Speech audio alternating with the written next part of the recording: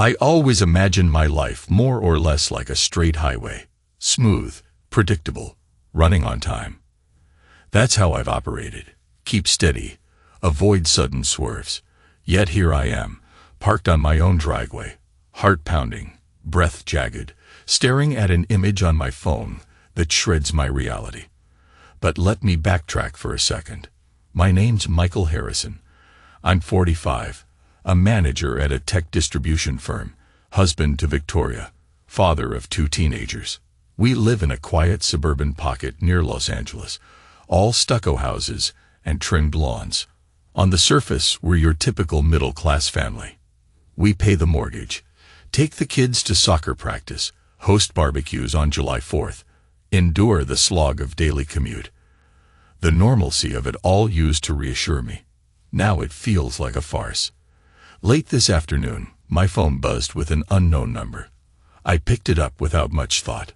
Some guy, a friend of a friend, so he claimed, told me he had footage I needed to see. It arrived in my inbox minutes later. The first frame looked innocent enough. A bedroom that wasn't mine. Curtains drawn to a thin line of afternoon light, and 2 silhouettes merging on a rumpled bed. My chest twisted as I recognized the outline of a woman's figure, the arch of her back, her hair. I forced myself to keep watching. A man's hand slid along her side, pressing her closer. His face came into frame, dark-eyed and muscular. I slammed pause, but I'd already seen too much. That was Victoria, my wife.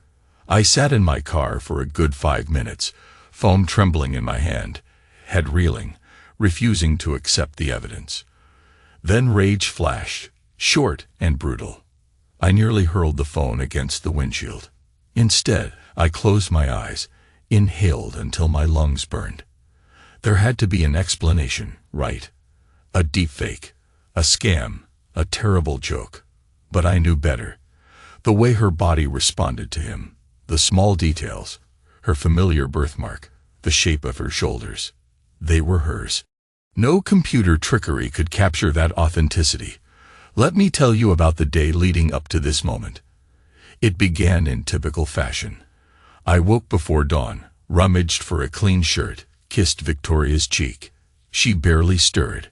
I brewed coffee. Rich, dark roast that smelled comforting, like safety. The early light made the kitchen glow, highlighting the crumbs my kids left near the toaster. Another normal morning. I stepped outside, inhaled the tang of neighborhood lawns sprinkled by automatic sprinklers. The hush of dawn gave me that fleeting sense of peace I love so much. By the time I reached the office, my phone started buzzing with a half-dozen emails. Budget spreadsheets, supplier delays. My life was deadlines and figures. Now that same phone is the instrument of my personal apocalypse. I glance at our front door. It's late, well past dinner. Lights glow behind drawn curtains. From the driveway, I can picture Victoria in the living room, wearing those comfortable leggings she likes, probably sipping a glass of wine, maybe finishing a last-minute marketing presentation.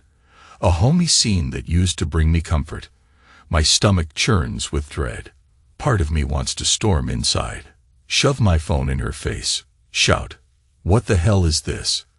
Another part is paralyzed by the betrayal, unsure how to make sense of it. At last, I kill the engine and step out.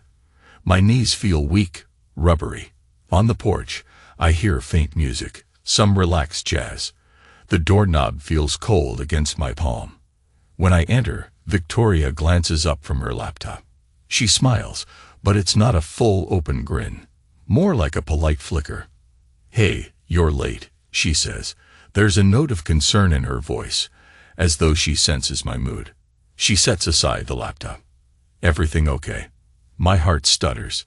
She looks immaculate in a simple V-neck sweater and yoga pants, hair swept in a messy bun. She doesn't look like a woman who, just hours ago, or days, or weeks, was in someone else's arms. But illusions are cheap wallpaper. I managed to return her greeting with a stiff nod. Traffic was brutal. I lie, dropping my keys on the table. My voice sounds robotic even to me. The clang of keys resonates in the quiet living room. Victoria cocks her head. You sure? You look pale. I can't do it. Not yet. I mumble something about needing a shower and hurry upstairs. My mind races. Should I confront her here, in front of the kids? They're in their rooms, presumably. Maybe this conversation needs privacy, but I can't wait long.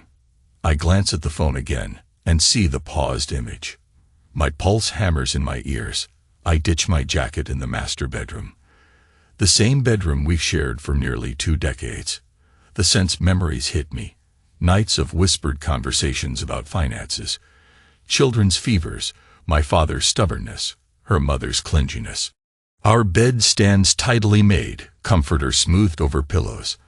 I imagine that same bed as a stage for a betrayal that never took place here.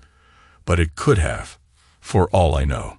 My imagination runs wild, conjuring her moans, her body wrapped around a man who is not me.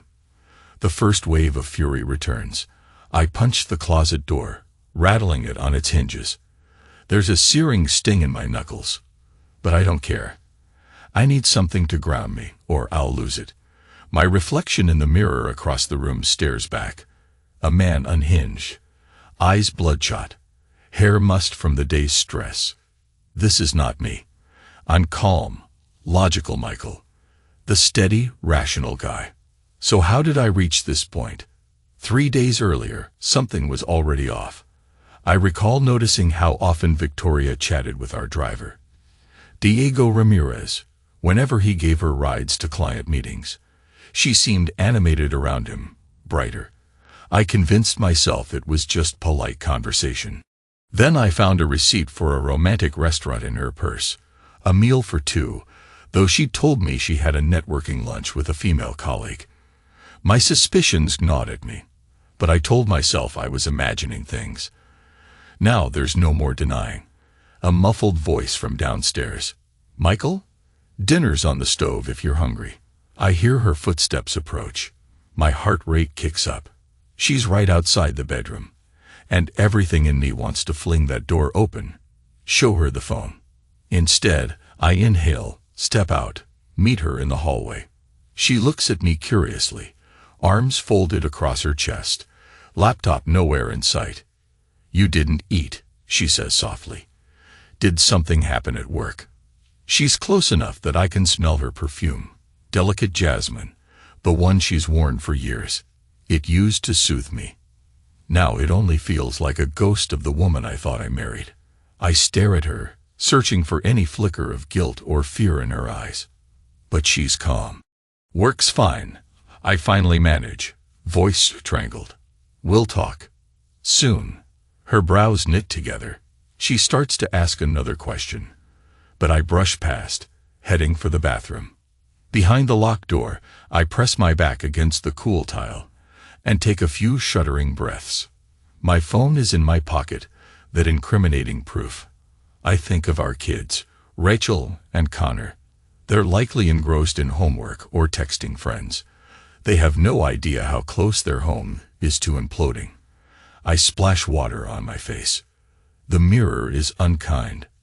Circles under my eyes, hair spiked with sweat. I rub my temples. Should I call Diego? Confront him directly. But I only have a phone number from the times he texted me about pickups for Victoria. Or maybe I can corner him tomorrow morning before he arrives for the usual run. But I doubt I'll sleep at all, and I sure as hell can't let Victoria carry on, as if nothing's changed. Steeling myself, I exit the bathroom. I make it halfway down the stairs when I hear voices. Victoria's on the phone with someone, her tone hushed, urgent. I pause, straining to catch the words. No, he's acting weird. I can't talk now. I'll handle it tomorrow. Yes, I know. My stomach plunges. This is confirmation. She's discussing me with someone, presumably him. Blood roars in my ears. My hands clench at my sides. Showdown time. I march down, ignoring the sense of my world crumbling around me. When I appear in the living room, she pretends to be texting, phone away from her ear. She turns to face me, tries a soft smile. Everything okay, honey? Honey. The word scrapes my nerves raw. Victoria. I begin, voice clipped. We need to talk. Now. She reads my expression and sets her phone aside on the couch. What's going on? I step closer, every muscle coiled. I can practically taste the adrenaline in my mouth. I saw something today. A video. My words tremble. You. Another man. All color drains from her face. For a split second, I see it. The flash of panic. Her mouth opens, but no words form. She glances at her phone. Then, as if deciding to salvage the last shreds of dignity, she lifts her chin. You saw a video. The quiet, trembling note underlies her words. Where did you get it? It doesn't matter. It's you, Victoria. And him. Diego. My voice cracks on his name, disbelief still strong. I watched it, so don't lie. She exhales a strangled breath. I don't. I can explain, Michael. But, explain. I bark out a humorless laugh. Really? You can explain being in bed with our driver. Did you think about how this might destroy our family?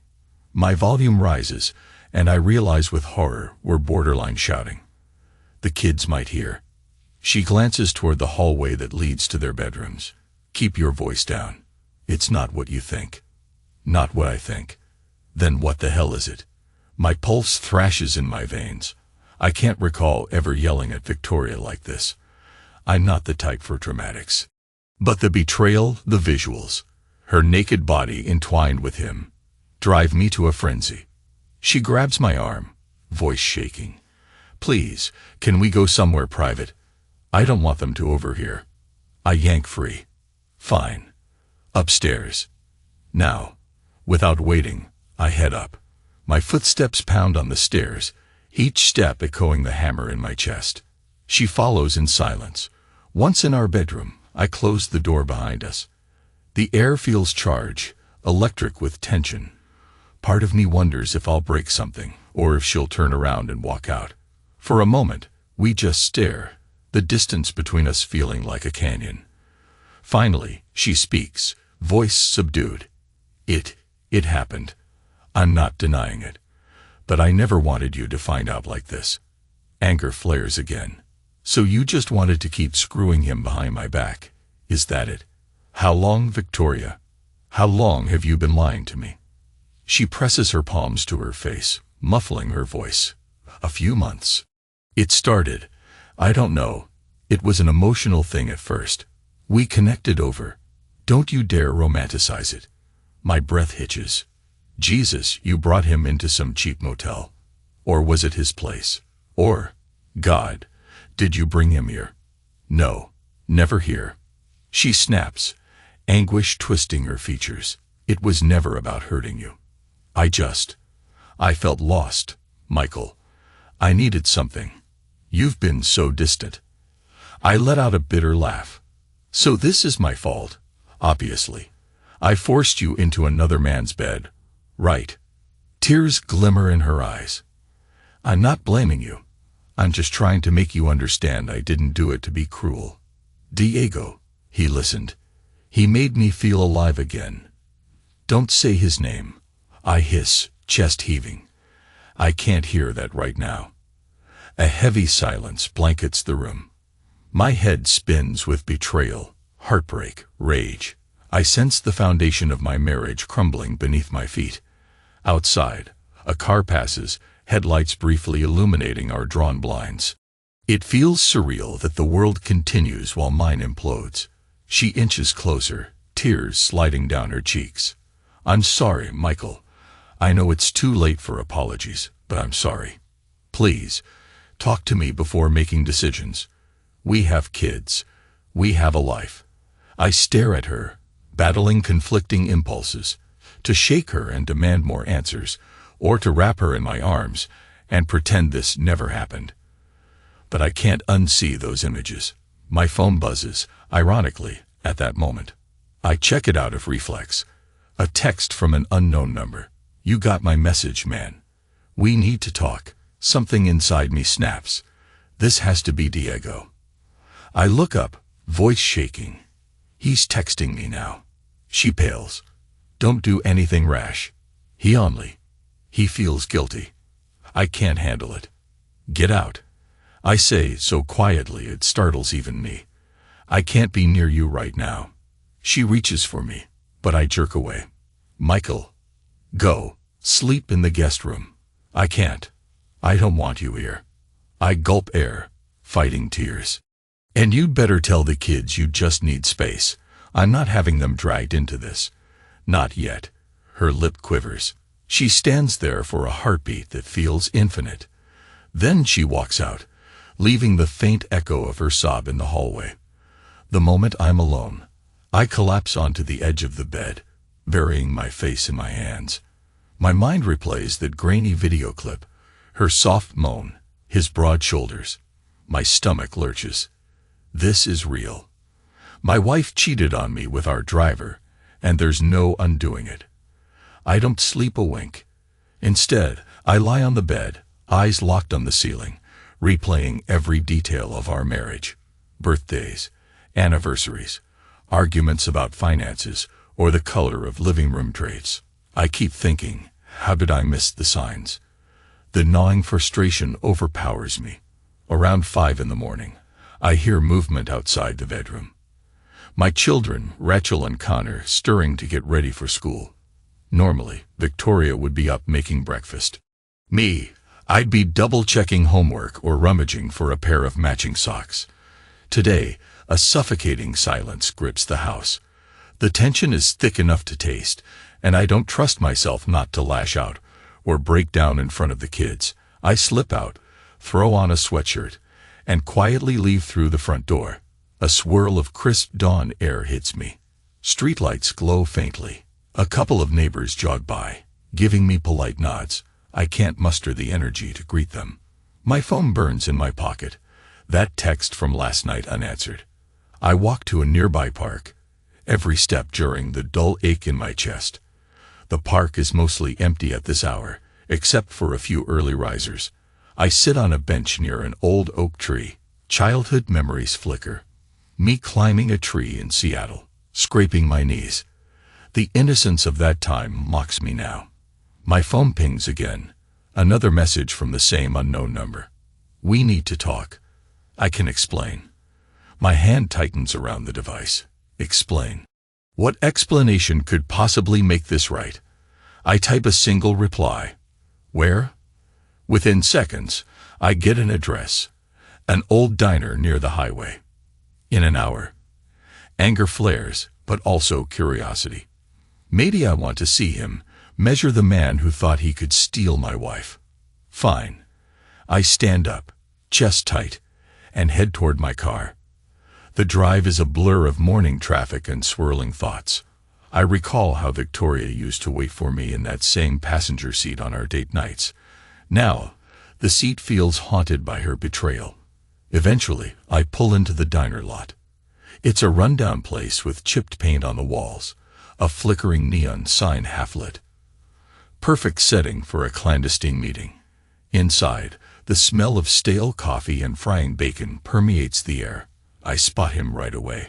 Diego, wearing a gray jacket, eyes scanning the entrance. He stands the moment he sees me. Tall, muscular, younger than me by a good 10 years. His expression is a mix of guilt and resolution. I approach, not bothering to hide my hostility. You've got 5 minutes, I say, sliding into the booth across from him. My voice seethes. He nods. I deserve that. His gaze flicks to the waitress who appears with a pot of coffee. She pours 2 cups, and we wave her off politely, neither wanting breakfast. Silence wraps around us until I break it. You better make it good. Why'd you call me? He exhales. I never meant to hurt anybody. I swear. Victoria. It just happened. Don't feed me that, I growl, fists clenching on the table. You knew she was married. He nods, guilt in his dark eyes. Yeah, I knew. We started talking after her appointments. She opened up about her frustrations, about feeling unseen. We connected, you know. It wasn't just physical. Although, he stops, wincing at my glare. Although what? My voice trembles with fury. You decided a fling was worth blowing up my marriage. It got out of control, he says quietly. She was lonely. So was I. One night, we ended up having a drink then. One thing led to another. After that, we couldn't stop. But I swear, it wasn't a plan to wreck your family. I'm shaking, adrenaline surging. You recorded yourselves. Or did she? He looks confused. Neither of us did. That's the thing. I think the motel had hidden cameras or something shady. I just found out when a buddy tipped me off. He recognized Victoria from a social event. He threatened to share it if I didn't pay him. I tried to stop it, but I guess it got out. The realization that someone else orchestrated my humiliation twists my stomach. My fists tighten.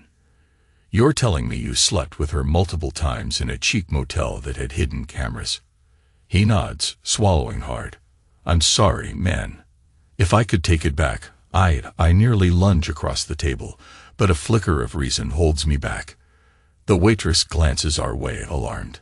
I force myself to stay seated, knuckles white. You want forgiveness or something? He drops his gaze. No, just wanted you to know the truth. I never wanted to play you for a fool. Yet you did. My voice comes out cold, lethal. You do realize I'm not letting this slide, right? He meets my eyes. Fear flickering. Do what you have to do. Just leave her out of it. We messed up, but I don't want her hurt. The nerve. My anger spikes again. You're lecturing me about hurting her. You have no idea what you've done. I rise abruptly, the coffee untouched. Stay away from my family. If you ever come near my wife or kids again, I'll make sure you regret it. He opens his mouth to speak, but I'm already storming out. My heart hammers so hard it feels like it might crack my ribs. Outside, the sun is climbing higher, mocking me with its brightness. I get in my car and drive. Aimless at first. Fury consumes me, but so does heartbreak. Diego's words keep echoing. She was lonely. So was I. Is that all it takes? Loneliness? My mind floods with memories. Me working overtime, ignoring her texts. The nights we slept back to back, barely touching. Did we drift so far that a random driver could sweep her away? After an hour of circling highways, I end up back at my office building. Work should be the last thing on my mind, but I can't face home yet. I slip into my cubicle, ignoring the curious looks from coworkers. My reflection on the monitor shows a man haunted. Emails pop up, meeting reminders, project deadlines. It's all trivial now. I can't concentrate. My phone buzzes. Victoria calling. I silence it. Another text from her. We need to talk about the kids, and us. I ignore that too. My mind races with half-baked plans. Should I divorce her immediately? Throw her out? I don't know. But I do know one thing. I want them both to pay for this betrayal. My boss passes by, notices my ashen face. You all right, Mike? I manage a nod. Headache. I'll be fine. But I'm not fine. I'm a storm ready to break open. The day crawls by in a haze of frustration. By evening, I realize I can't hide forever. Eventually, I pack up and drive home. Tension coiling tighter with each mile. When I step inside, the house is eerily calm. No music, no chatter. Victoria stands in the living room, arms wrapped around herself. My kids are nowhere in sight, probably at friends' houses or extracurriculars. We lock eyes, the weight of unspoken words heavy. She breaks the silence first. I told the kids we're having a disagreement. I didn't give details, but they could tell something was wrong. I shrug off my jacket, ignoring the pang in my chest. I met Diego. She blinks, fear lighting her face. Oh God. Michael, what did you do? I let out a hollow laugh. Not enough. Yet. She flinches. This isn't just about him. It's about us. I know you're angry. I know you hate me. Hate. I echo, voice low. I'm not sure what I feel. Victoria. Betrayal. Rage. Disgust. Maybe hate will come later. She steps forward, tears gathering in her eyes. Let's go to counseling. Please, let's not destroy everything. Destroy everything. My voice cracks with a bitter edge. You destroyed it the second you climbed into bed with him. I watch tears spill down her cheeks, but my sympathy is gone. If you want to try counseling, you can look into it. I mutter, sounding detached. But don't hold your breath. We're not pretending this didn't happen. She clings to a sliver of hope. We can talk more in the morning. I nod stiffly. Sure. Whatever. I'm sleeping in the guest room. With that, I walk down the hall, shutting her out. Every fiber of me demands retribution, but I keep hearing the echo of my own voice. We have a family. A storm rages inside, but I'm still fighting to contain it. Nighttime again, and I'm wide awake, lying on the guest bed. Sleep feels impossible. My chest is a nest of seething emotions. Betrayal, humiliation, fury. It's all intensified by the memory of that video. The swirl of sheets, her soft moan. The next morning, after I push aside a tasteless breakfast, I confront Victoria in the kitchen. Her eyes dart to the kids, who are heading out the door to school. Once they're gone, we stand there, two strangers. We can't keep living like this, she murmurs. I slam my palm on the counter. You think I asked for this? She flinches. No. I've called a therapist. They have an opening next week. We can talk. I cut her off. Therapy? Do you think sitting on a couch talking about your feelings erases what you did? She stares at the ground, tears welling. Michael, please. Don't cry, I snap. You made these choices. Own it. A suffocating silence fills the kitchen. Then she squares her shoulders. Fine. I'll own it. I betrayed you. I felt empty, and I looked elsewhere. I'm not proud. I'm ashamed. But I'm still your wife, and we have children. Do we just tear our family apart? A harsh laugh escapes me. You tore it apart the moment you let him touch you. A tense moment passes. She tries to reach out, but I pull away, my skin crawling at her proximity. I'm going for a drive, I say, voice raw. Don't expect me for dinner. I bolt out the door, ignoring her plea to wait. My car roars to life, wheels spinning onto the street. Blind rage propels me to find Diego. I don't even remember deciding it, but soon I'm parked outside his apartment complex, a drab building with chipped stucco in a rougher neighborhood. My heart hammers like a war drum. Diego answers the door wearing sweatpants and a t-shirt. Surprise flashes on his face. Michael. I shove him back, fury boiling over. He staggers, tries to steady himself.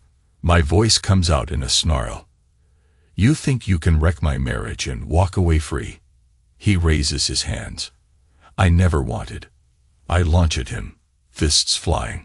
My punch lands on his jaw, sending him stumbling against a table. A lamp crashes to the floor. He recovers, eyes blazing, and blocks my next swing, hooking a fist into my ribs. Pain blinds me, but I don't stop. We grapple like wild animals, slamming into furniture, anger fueling every blow. Photographs topple, glass shatters. A neighbor pounds on the wall, shouting for us to knock it off. Our heaving breaths fill the small space. Diego manages to wrench me off, pinning me for a moment. Stop, man. My voice is ragged. You destroyed my life. He grimaces. I know, but fighting me won't fix it. With a burst of desperate strength, I shove him off, panting. Bruises form on my arms, and I taste blood in my mouth. He stands there, chest heaving, a cut above his eye. Despite the pain, guilt radiates from him. That, weirdly, slashes at me more than any blow. I stare at him, fists still clenched, adrenaline surging. You stay away from my family. I growl, stepping back. Or next time, I'll make sure you don't stand up again. He nods, breath ragged. All right. I'm done. I swear. Without another word, I stagger out. My knuckles throb. My side aches where he landed a punch. but the pain in my heart dwarfs everything else. I drive aimlessly, mind spinning with the realization that even pummeling him didn't bring relief. The betrayal still festers, and Victoria's involvement can't be undone. By midday, I decide to see my lawyer friend Damon. In a small, cluttered office overlooking a busy street, Damon listens while I spill my story. He frowns. "You have grounds for divorce, obviously. But think carefully, Mike. Divorce is messy." I stare at the photos of Damon's kids on his desk, my voice gravelly. "She betrayed me. I can't just forgive that." He leans back, temples creased. "Then file. California's a no-fault state. You can claim irreconcilable differences. But are you prepared for custody battles, property division, everything that comes with it?" I rub my temples, an ache forming behind my eyes. I don't see another way. She had an affair. I can't unsee that. Damon sighs. "All right. I'll start the paperwork. But take some time. Make sure it's what you really want." Emotions are high right now. I nod, bleak resignation settling in my chest. Do it. That evening, I get home to an empty house. Victoria took the kids to her mother's place, apparently. Perfect. I collapse on the living room couch, staring at the framed family photo on the mantel. We look so happy there. A bitter laugh escapes me. Gone. It's all gone. My phone lights up. A text from Victoria. "Kids are safe. We'll be back tomorrow." Let's not drag them into this. I toss the phone aside, heading to the kitchen for a stiff drink. Bourbon burns down my throat, but the numbness is fleeting. My mind replays the fight with Diego. The heartbreak in Victoria's eyes. Our children's innocence is about to be shattered. Hours pass in a haze. At some point, I find myself rummaging through old photo albums. Wedding pictures, the birth of Rachel, pictures of Connor's first steps. Each image stabs me with a memory of love, trust, partnership. How naive I was to believe it would last forever. In the dead of night, my phone buzzes again. Another unknown number. I groan, suspecting more drama. But the text is from the blackmailer, the person who first leaked the video. "You want more info?" I got everything. My skin crawls. How many more recordings exist? Are there pictures, messages, more humiliations to discover? I respond, "Screw you." The phone remains silent. My head pounds, and I slump into the couch. The swirling darkness of betrayal envelops me, pushing me to the edge of reason. Is there any salvation here? Any path to redemption for a marriage so thoroughly trashed? The rational part of me thinks no. But a tiny voice wonders if I'm punishing myself more than them with all this hatred. The question lingers as I drift into a restless, nightmare-riddled sleep, unsure how much further I can spiral. I wake at dawn, the house still empty. My body aches from the brawl, but the deeper wound is emotional. The plan forms slowly in my head. I'll confront Victoria, not with words, but with action. The desire for vengeance gnaws at me like a starved animal. Over the next week, a tense stalemate settles over our house. Victoria returns with the kids, and we tiptoe around each other, exchanging only necessary words about chores or schedules. At times, she pleads for dialogue. I stonewall her, too hurt to engage. Meanwhile, I meet with Damon regularly, finalizing the divorce papers. My resentment ferments, fueled by every glance at that damned phone. I want them both to pay for humiliating me. In the swirl of bitterness, I come across an opportunity. Diego's mechanic boss, a mutual acquaintance, mentions that Diego is desperate for a loan to fix his battered car. Something in my mind clicks. A twisted scheme forms. If I can't physically destroy him again without risking jail time, I can ruin him financially or publicly. It's petty, but I'm past caring. I call the blackmailer, the same scumbag who sent me the video. "I want you to leak it publicly," I say, my voice steady. "Expose them, and pin it on Diego as the source." There's a pause on the line. He laughs, then quotes a figure. It's steep, but I agree. My vengeance demands a price. Next, I move on to Victoria. She's out grocery shopping when I set the final stage. I gather mementos of our marriage, a photo album, her wedding ring that she left by the sink, my old love letters.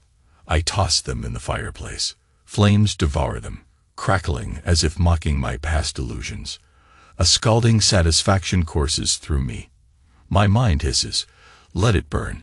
That same evening, Victoria comes home, arms loaded with bags. The kids trail behind her, complaining about something trivial. I step forward, tapping her shoulder. We need to talk. Alone. She sets down the groceries, eyes darting nervously.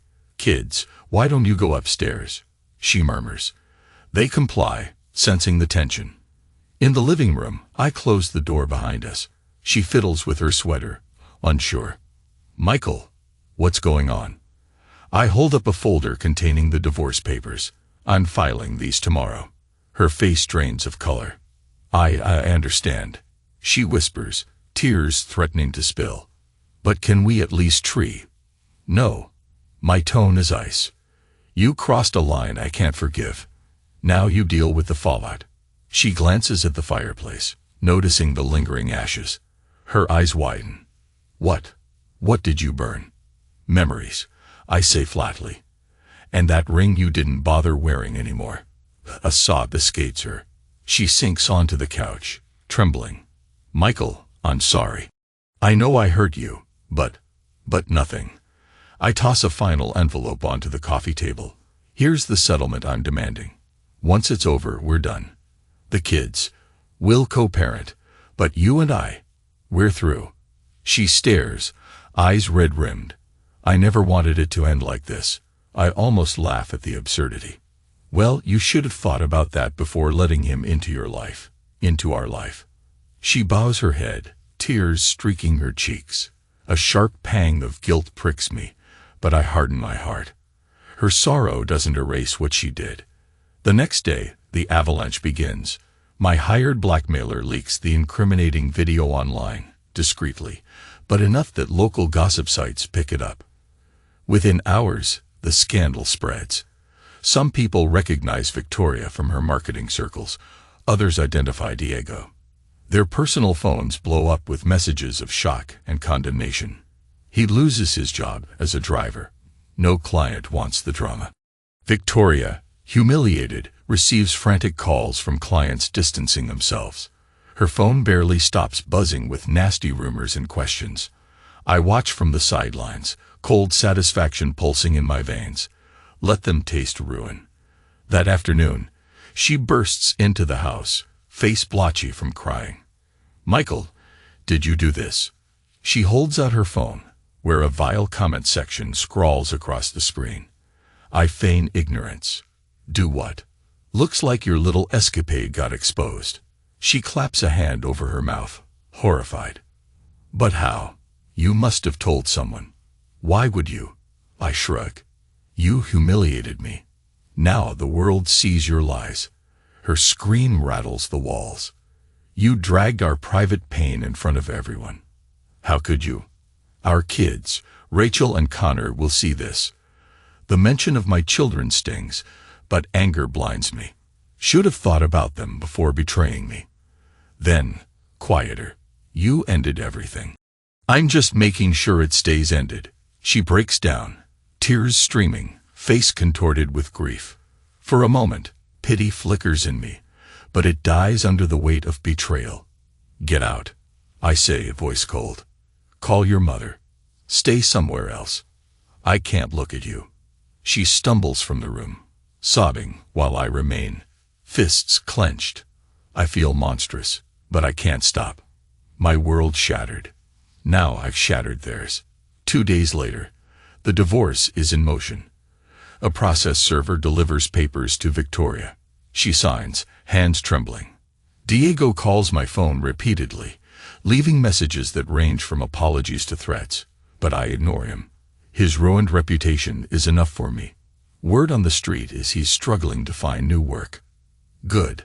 The house feels hollow, echoing with the absence of my family. Rachel and Connor stay with Victoria at her mother's place for now. Once final custody arrangements are set, they'll split time with me. I wander the empty rooms, noticing the missing pictures, the silence where children's laughter once rang.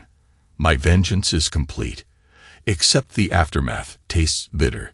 Days stretch into a bleak routine.